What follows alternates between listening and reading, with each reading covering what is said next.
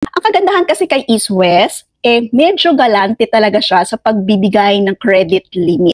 Actually, I create content about credit cards. Sa Red App ako nag-a-upload niyan. And ina-upload ko rin dito sa TikTok. Pero yung mga review ko nasa Red App. Pero dito sa TikTok, may na-comment sa ating comment section doon sa in-upload ko nga itong East West Dolce Vita titanium card that was 2023 pa. So, medyo 2 years ago. So, ang comment ni Chloe, una ang sabi niya, "Hi ate, do you have review for your Dolce Vita titanium?"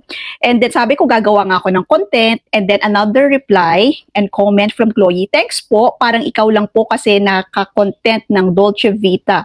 And I'm wondering if worth it po ba siya i-activate since may annual fee siya?" Yes. This card has annual fee. At ang annual fee ni East West Dolce Vita Titanium card is 2,000 pesos. And itong card na to is for traveling card.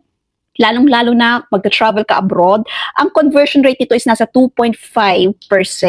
Okay, yun ang kanyang conversion.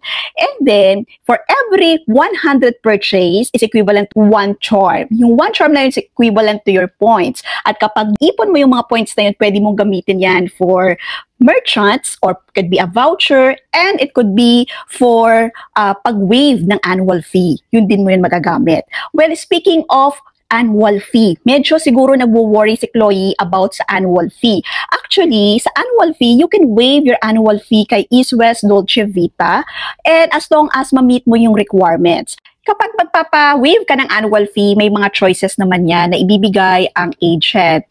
Based on my experience, papapurchase ka nila ng 6,000 pesos and then mawawaive din annual fee mo. And then, meron pa namang mga other option. Pwede mong kumbaga, auto-debit yung mga utility bills ninyo. And pwede rin naman magamit yung mga points mo dito para ma-reverse or para ma-waive yung annual fee mo. Hindi mahirap magpa-waive ng annual fee kay East West. That is based on my experience.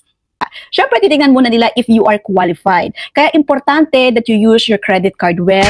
Ang paggamit ng credit card is pagbayad ng mga binili mo o kinaskas mo dyan in full at wala kang tinitirang balance. Kasi kung ano naman yung kinaskas mo, yun din naman ang maipopost na transaction at mailalagay sa electronic or ESOA, kasi usually ESOA nang marireceive mo when you have this East West Dolce Vita Titanium card, and that is based on my experience kasi nare-receive ko yung mga SOA through my mail. Ang kagandahan kasi kay East West, medyo galante talaga siya sa pagbibigay ng credit limit.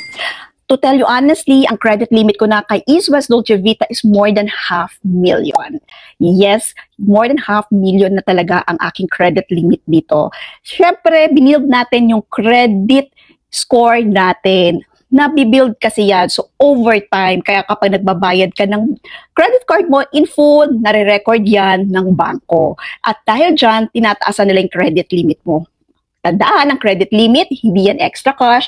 Yan ay isang opportunity mo lang para magamit mo yung card sa mas mataas na pag-purchase. Lalo na yung mga big purchases mo. Ayun. And ang pinaka-worst ko naman na experience about kay East West is nung ginamit ko to kay TikTok. Nag-check out ako using this East West Dolce Vita titanium card and ginamit ko to. Actually, nagtataka ako, bakit parang nadagdagan yung amount ng pinurchase ko. Kasi meron akong record ng mga paggamit ko ng credit card. Kunyari, ginamit ko to sa TikTok and then nire-record ko siya para alam ko kung magkano yung amount na pinurchase ko using this card. And medyo nagtaka ako kasi parang nadagdagan yung amount. And I call the hotline ng East West. And then I found out, dahil ginamit ko to si East West Dolce Vita, since this is for traveling card, for travel siya, ayun, nadagdag siya ng 1.75% sa lahat ng mga purchases ko sa paggamit ko kay TikTok. Ang sabi ng agent is because nare-recognize yung TikTok as international na parang online shopping. Kaya yun talaga, kaya that time, hindi ko na to ginamit sa TikTok. Yes, hindi ko na siya nagamit as my payment method dahil nadadagdagan nga siya. So, sa ibang credit cards ko, like East West naman, yung classic na ganito is okay. So, yun lang naman yung medyo worst na experience ko using this East West Dolce Vita. And kapag just in case in event na hindi ka nakapagbayad on time, or so ulitin ko lang yung mga charges or yung mga possible na charges na pwedeng ma-impose ni East West Dolce Vita based sa app nila para at least ma-inform ko kayo. So, like what I said, annual membership fee is 2,000 pesos. Interest charge is 3% per month. And the cash advance service fee and interest charge is 200 pesos per cash advance availment. And the late payment charge is 1,500 pesos, and over credit limit is 500 pesos. So much better na gamitin mo yung credit card mo wisely and responsibly. Magagamit mo yan lalo na kapag nag-travel ka international. We have this card, as I've said, and right now, nasa 2.5% yung conversion niya. Ayan, to sum it up, okay naman itong Dolce Vita East West na credit card kasi magagamit mo siya lalong-lalo na in the future. Just keep it, and then syempre kapag gagamitin mo siya, basta bayaran mo yan in full and be responsible in using your credit card. I hope this video helps you. Follow for more.